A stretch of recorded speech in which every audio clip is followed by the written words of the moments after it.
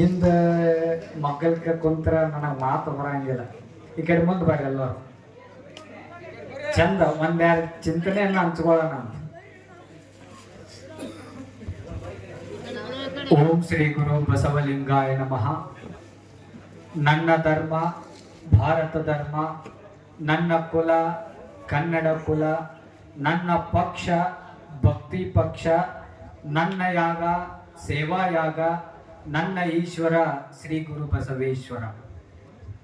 ಪ್ರತಸ್ಮರಣೀಯ ಬಸವಾದಿ ಪ್ರಮಥರನ್ನು, ಹಾನಗಲ್ಲ ಕುಮಾರ ಶಿವಯೋಗಿಗಳನ್ನು, ಅಭಿನವ ಕುಮಾರ ಚನ್ನಬಸವ ಮಹಾಸ್ವಾಮಿಗಳನ್ನು, ವಿಘ್ನ ವಿನಾಶಕ ಗಜಾನನನ್ನು ಎನ್ನ ಹೃದಯ ಮಂದಿರದಲ್ಲಿ ಸ್ಮರಣೆ ಮಾಡಿಕೊಂಡು ಇವತ್ತಿನ ಈ ವಕ್ರತುಂಡ ಸಾರ್ವಜನಿಕ ಮಹಾಗಣಪತಿ ಉತ್ಸವ ಸಮಿತಿಯಿಂದ ಹಮ್ಮಿಕೊಂಡಿರ್ತಕ್ಕಂಥ ಧಾರ್ಮಿಕ ಕಾರ್ಯಕ್ರಮದ ಸಾನ್ನಿಧ್ಯವನ್ನು ವಹಿಸಿರ್ತಕ್ಕಂಥ ಶ್ರೀ ಚಂದ್ರಗಿರಿ ಮಠದ ಪರಮ ಪೂಜ್ಯರಾದ ಮಲ್ಲಯ್ಯ ಮಠಪತಿ ಅವರಿಗೆ ಭಕ್ತಿ ಶರಣಾರ್ಥಿಗಳನ್ನು ಸಲ್ಲಿಸಿ, ನಿಮ್ಮೆಲ್ಲರಿಗೂ ಜಾನಪದ ಸಾಹಿತ್ಯದ ಮೂಲಕ ಬಹಳ ಅದ್ಭುತವಾದ ಅನುಭವದ ಮಾತುಗಳನ್ನು ಹಂಚಿಕೊಂಡಿರ್ತಕ್ಕಂಥ ಶ್ರೀ ಸಿದ್ದಪ್ಪ ಬಿದಿರಿ ಅವರಿಗೆ ಭಕ್ತಿ ಶರಣಾರ್ಥಿಗಳನ್ನು ಸಲ್ಲಿಸಿ, ವೇದಿಕೆ ಮೇಲೆ ಆಸೀನರಾದ ನಮ್ಮ ವರ್ಧಮಾನ ಅವರು ಮೊದಲು ಮಾಡಿಕೊಂಡು, ನಮ್ಮ ಅಂಗಂಡಿ ಅವರು ಮೊದಲು ಮಾಡಿಕೊಂಡು ಎಲ್ಲ ಮುಖ್ಯ ಅತಿಥಿಗಳೇ, ನಿಮ್ಮೆಲ್ಲರಿಗೂ ಭಕ್ತಿ ಶರಣಾರ್ಥಿಗಳು. ಇಲ್ಲಿ ಸೇರಿರ್ತಕ್ಕಂಥ ಎಲ್ಲ ಶರಣ ತಂದೆ ತಾಯಂದಿರೇ, ಯುವಕ ಮಿತ್ರರೇ, ನಿಮ್ಮೆಲ್ಲರಿಗೂ ಶರಣಾರ್ಥಿಗಳು. ಈಗಾಗಲೇ ಸಮಯದ ಅಭಾವ, ಅದು ನಿಮ್ಮ ಸ್ವಭಾವ. ಅರಿತು ಮಾತನಾಡದಿದ್ದರೆ ಕಡಿಮೆ ಆಗುವುದು ನನ್ನ ಪ್ರಭಾವ.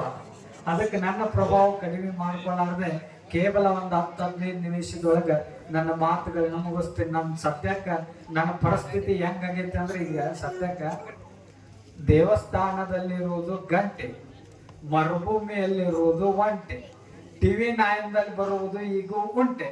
ಈಗ ನಮ್ಮ ಸಿದ್ದಪ್ಪಜ್ಜ ಮಾತಾಡಿದ್ಮ್ಯಾಗ ನಾನು ಮಾತನಾಡುದು ಉಂಟೆ ಅಂತ ನನಗೆ ಅನ್ಸಾಕತ್ತ. ಮಾತಾಡಲ್ಲ, ಕೇಳಿಸ್ಕೊತಾರೆ.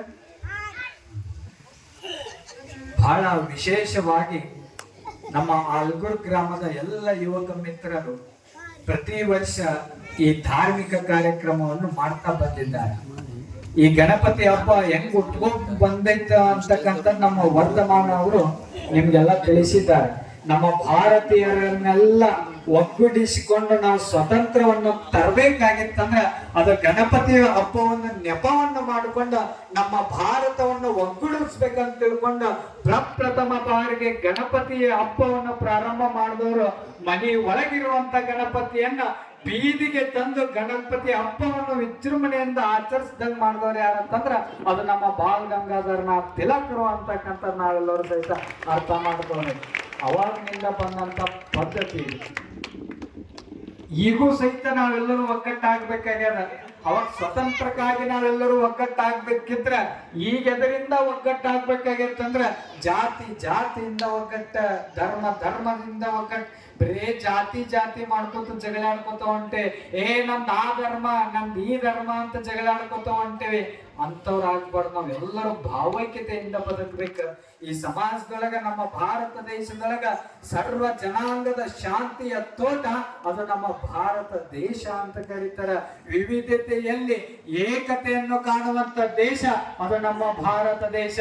ಇಡೀ ಎಲ್ಲ ಜಗತ್ತು ನಮ್ಮ ಭಾರತ ದೇಶಕ್ಕೆ ಏನಂತ ಕರೀತದಂತಂದ್ರ ಜಗದ್ಗುರು ಭಾರತ ದೇಶ ಅಂತ ಕರೀತಾರ.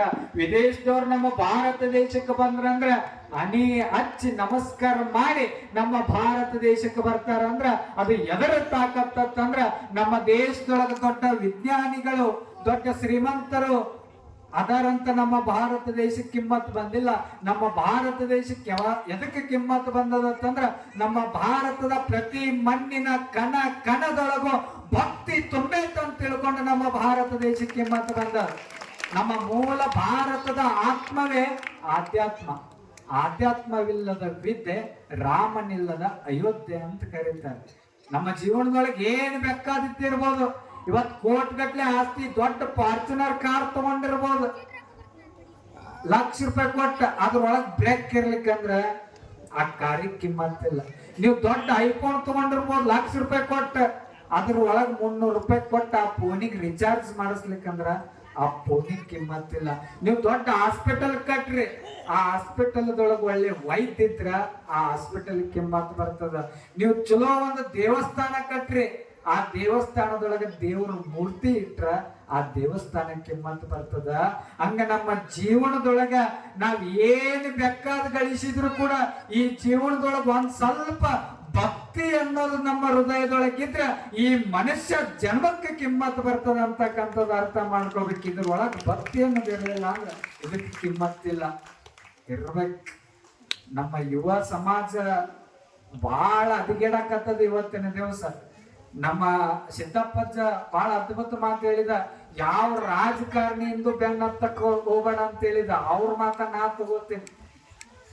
ಇವತ್ತಿನ ಯುವಕರು ಎಲ್ಲಿರ್ಬೇಕು ಅಲ್ಲಿರಲ್ಲ, ಎಲ್ಲಿರ್ಬಾರ್ದು ಅಲ್ಲಿರಕತ್ತವ. MLA ಇಂದ ಬೆನ್ನ ಹತ್ತದು, ರಾಜಕಾರಣಿಯಿಂದ ಬೆನ್ನ ಹತ್ತದ, ತಮ್ಮ ಜೀವನ ಹಾಳು ಮಾಡ್ಕೊಳ್ಳೋದು. ನೀವು ಒಂದು ನೆನಪಿನಾಗ ಇಟ್ಕೋರಿ, ನೀವು 4 ಎಮ್ಮಿಯಿಂದ ಅಡ್ಡಾಡ್ರಿ ನಿಮ್ಮ ಬದುಕು ಉದ್ಧಾರ ಆಗ್ತದೆ. ಯಾವ MLA ಇಂದ ಅಡ್ಡಾಡಿದ್ರು ಕೂಡ ನಿಮ್ಮ ಬದುಕು ಉದ್ಧಾರ ಆಗಲ್ಲ ಅಂತಕ್ಕಂಥದ್ದು ಅರ್ಥ ಮಾಡ್ಕೊಳ್ಳಿ. ಯಾಕಂದ್ರೆ 4 ಎಮ್ಮಿ ಸಾಕ್ರಿ. ಇವತ್ತು ಒಂದ್ ವರ್ಷದಾಗ ಡಬಲ್ 8 ಎಮ್ಮೆ ಹಾಕವ್. ನೀವು MLA ಇಂದ ಅಡ್ಡಾಡ್ರಿ, ಏನು ಸಿಗಲ್ಲ. ಅವ್ರಿಗೆ ಸಿಗಲ್ಲ, ನಿಮಗೆಲ್ಲಿ ಸಿಗಬೇಕು? ಅವ್ರಿಗೆ ಆಸೆ ಮಾಡಿ ನನಗ್ ಬೇಕಂತ ಅವ್ರ ಅಲ್ಲಿ ಇಲ್ಲಿ ಹುಡುಕಾಡ್ತಿರ್ತಾರ. ಇನ್ ನಿಮ್ಗೆಲ್ಲಿ ಸಿಗ್ಬೇಕು? ಅವ್ರು ನಿಂದನೆ ಮಾಡಕತ್ತಿಲ್ಲ. ರಾಜಕಾರಣಿಗಳು ಎಲ್ಲರೂ ಒಂದ ತರ ಇರಂಗಿಲ್ಲ, ಒಳ್ಳೆಯವರು ಇರ್ತಾರ. ಆದರೆ ಅವ್ರಿಂದ ಬೆನ್ನ ಹತ್ತಬಾರ್ದ. ನಮ್ಮ ಯುವಕರು ಎಷ್ಟರ ಮಟ್ಟಕ್ಕೆ ಬೆಳಿಬೇಕಾಗಿತ್ತಂದ್ರೆ ನೀವು ಹೋಗಿ MLA ಮನಿ ಹೊರಗ್ ಕುಂತ ಅಲ್ಲಿ ಕಾಯಕ್ ಹೋಗ್ಬಾರ್ದ.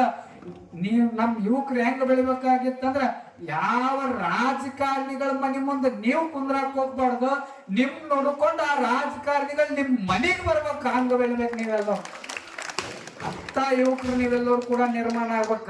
ಅಂದ್ರೆ ನಮ್ಮೆಲ್ಲರ ಇದು ಯಾಕೆ ಬೇಕಾಗಿತ್ತು? ಈಗ ಇದೇನ್ರ ಒಂದ ಮಾಡ್ತಾವ. ಅಲ್ಲಿ ಬೇರೆ ಕಡೆ ಸೌಂಡ್ ಬರಾಕತ್ತ, ನಮಗೆ ಇಲ್ಲಿ ಸೌಂಡ್ ಬರಂಗಿಲ್ಲ.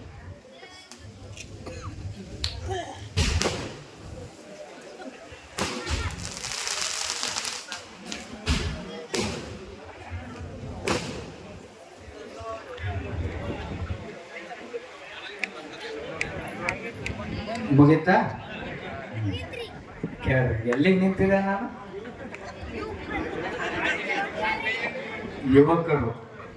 ಯುವಕರು ಬೆಳಿಬೇಕು, ಏನಾದ್ರೂ ಸಾಧನೆ ಮಾಡ್ಬೇಕು. ಎಲ್ಲರೊಳಗೂ ಭಗವಂತ ಒಂದು ಅದ್ಭುತವಾದ ಶಕ್ತಿಯನ್ನು ಇಟ್ಟು ಕಳಿಸಿರ್ತಾನೆ. ಅದನ್ನ ಸದುಪಯೋಗ ಮಾಡಿಕೊಳ್ಳುವಂತ ಶಕ್ತಿ ಅದು ನಮ್ಮೆಲ್ಲರಲ್ಲಿ ಐತಿ ಅಂತಕ್ಕಂಥದ್ದು ನಾವೆಲ್ಲರೂ ಸಹಿತ ಅರ್ಥ ಮಾಡ್ಕೊಳ್ಬೇಕು.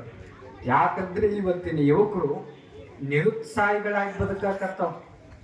ಏನ್ ಜೀವನ ಬಿಡಪ್ಪ, ಈ ಜೀವನ ತಗೊಂಡು ಏನ್ ಮಾಡೋದು? ಅದ ಒಬ್ಬ ಯುವಕ ಮನಿಗ್ ಬ್ಯಾಸರಾಗಿ, ಊರಿಗೆ ಬ್ಯಾಸರಾಗಿ, ಕಟ್ಕೊಂಡ್ ಹೆಂಡತಿಗೆ ಬ್ಯಾಸರಾಗಿ, ಅಡದಂತ ಮಕ್ಕಳಿಗೆ ಒಳ್ಳೆ ತಂದೆ ಆಗ್ಲಾರ್ದ ಒಬ್ಬ ಯುವಕ ನಾನು ಜೀವನಾನ ಬ್ಯಾಡ್ ಬಿಡು, ಜಿಗುಪ್ಸೆ ಬಂದ್ಬಿಡ್ತಾವ. ಏನಂತ ಜಿಗುಪ್ಸೆ ಬಂತಂದ್ರೆ ಈ ಜೀವನಾನ ಬ್ಯಾಡ್ ನನಗ, ನಾ ಎಲ್ಲರ ಹೋಗಿ ಸಾಯ್ಬೇಕಂತ ತಿಳ್ಕೊಂಡು ತೀರ್ಮಾನ ಮಾಡಿದ. ಅವ ಹೋದ, ಸಾಯ್ಬೇಕಂತ ಹೋದ. ಸಾಯಕ್ ಹೋಗುವಂತ ಸಂದರ್ಭದೊಳಗೆ ಏನಾಗ್ತದಂದ್ರೆ ಒಬ್ಬ ಮಹಾತ್ಮರು ಬರ್ತಿರ್ತಾರೆ. ಅಂದ್ರೆ ರಾಮದಾಸರು ಅನ್ನುವಂತ ಮಹಾತ್ಮರು ಬರ್ತಾರೆ.